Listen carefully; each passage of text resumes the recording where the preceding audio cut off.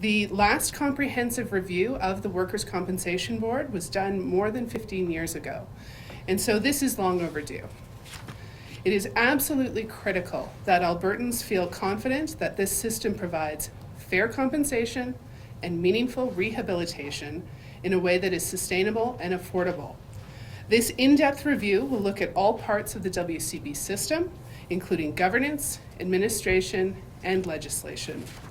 That means everything from the time it takes to process a claim to presumptive coverage for employees with post-traumatic stress disorder, just to give a couple of examples.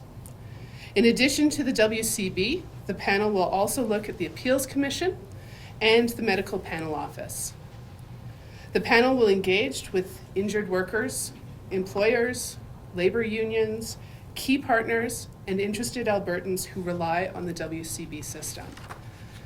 This will also include meaningful discussions with farmers and ranchers and their waged farm workers who are new to the WCB system and will have recommendations.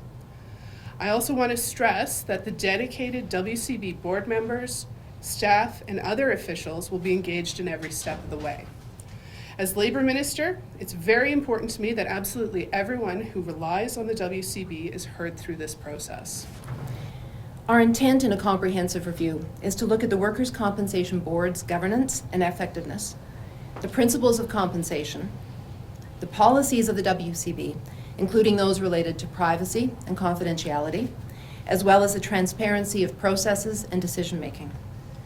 As Minister Gray noted, we are committed to providing her with a progress report this fall and expect to be able to deliver a final report next spring. I think there's a cultural shift in the WCB that has to change. It's run like a business, and it's not a business, and it shouldn't be a business. It should be there as a protection for workers' health and safety, and to ensure that workers that are injured are compensated and protected. So it's not a business, but it's certainly run like one. And I think somebody alluded to the very high salaries at the top end of it.